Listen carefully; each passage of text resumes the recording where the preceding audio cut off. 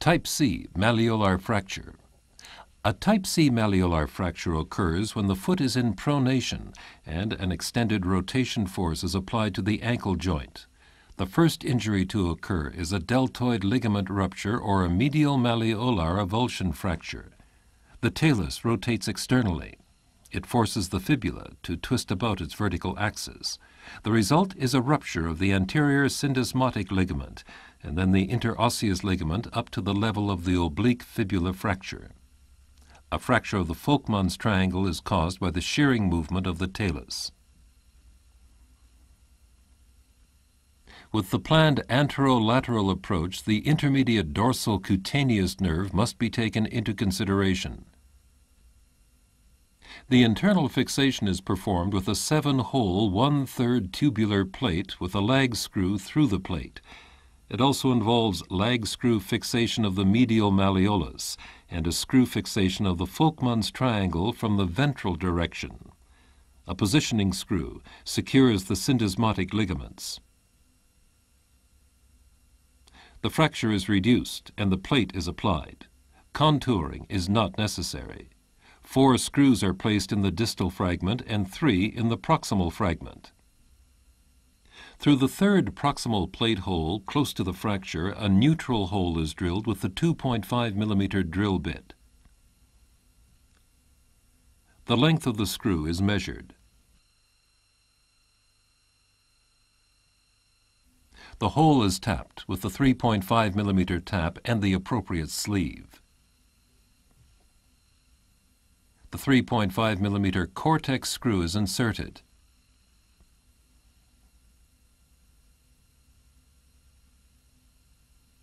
A final fracture reduction is done over the plate using a toothed reduction forceps. The 3rd distal plate hole is drilled eccentrically. After tapping, the screw is inserted, resulting in axial compression.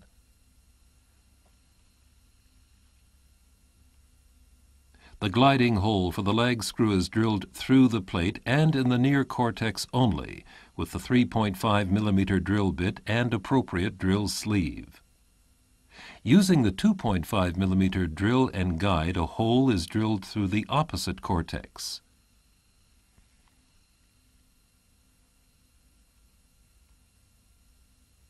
The length is measured.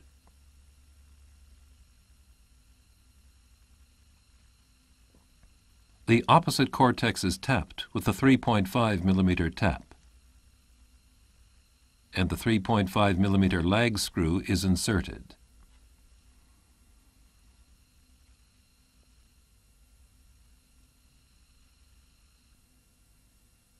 The reduction forceps is removed.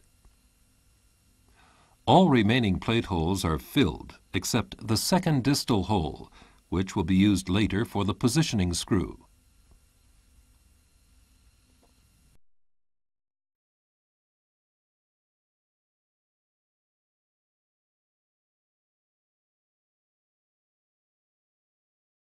On the medial side, the dorsomedial approach is chosen. The tibio-posterior neurovascular bundle must be respected.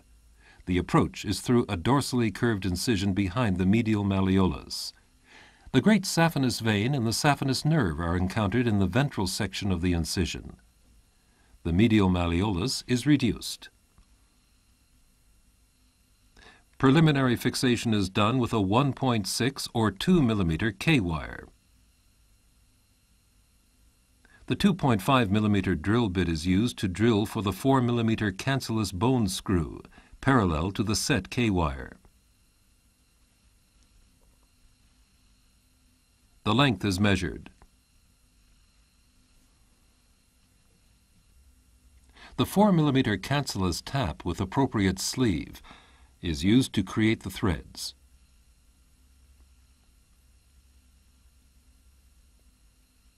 The 4 millimeter cancellous screw with short thread and washer is inserted to achieve interfragmentary compression.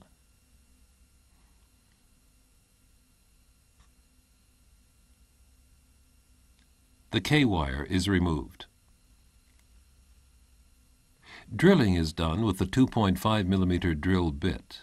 The second 4 mm cancellous lag screw is inserted in the same manner as the first one. Next is the screw fixation of the Volkmann's triangle from the front. As an alternative to cancellous screws, fully threaded Cortex screws with a lag screw function could be used. The Volkmann's triangle is reduced and is preliminarily fixed with the large, pointed reduction forceps.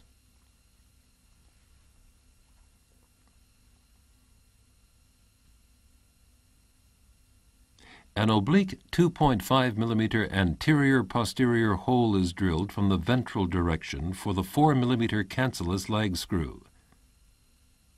The length is measured. The 4 mm cancellous tap with the appropriate sleeve is used to cut the thread. It is important that the thread of the 4 mm cancellous screw takes hold only in the Volkmann's triangle.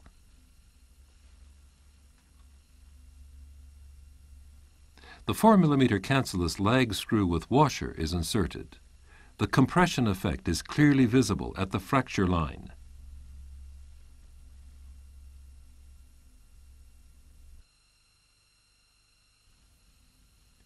If necessary, a second 4 mm cancellous lag screw is placed to protect the fragment from rotation.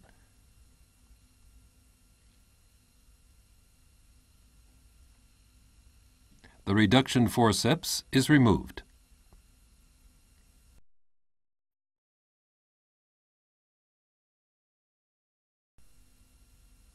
The internal fixation is completed with the positioning screw. The fibula is temporarily fixed to the tibia in the notch with a 1.6 mm K wire distal to the plate. In the clinical situation, the foot needs to be extended dorsally for the insertion, as the fork at the upper ankle joint is at its widest in this position. The positioning screw must be inserted at a 30-degree angle from the dorsal direction and parallel to the tibial plafond. This screw should be inserted 2.5 to 4 centimeters above the anterior syndesmosis. The 3 cortices are now drilled with the 2.5 mm drill bit and the appropriate drill sleeve.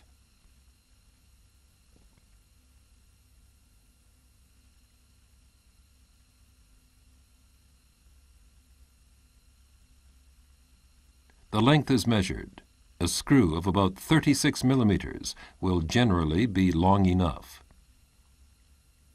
The 3 cortices are tapped with the 3.5 mm tap and sleeve.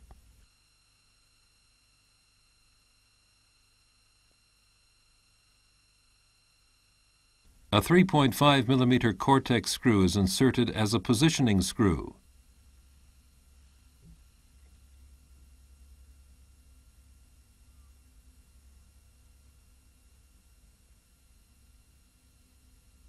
The temporary K-wire is removed.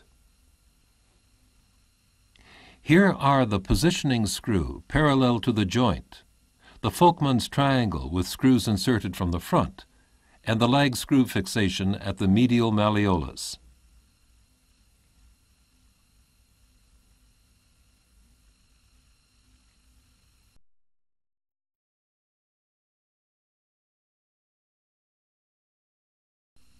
Alternative techniques.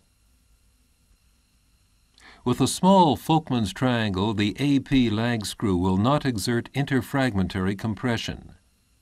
In this situation, a 3.5 mm Cortex screw with over-drilling of a gliding hole up to the fracture gap may be used, or the screw fixation can take place from the dorsal direction. This is the fixed fragment with the 4 mm cancellous lag screw and washer applied from the back.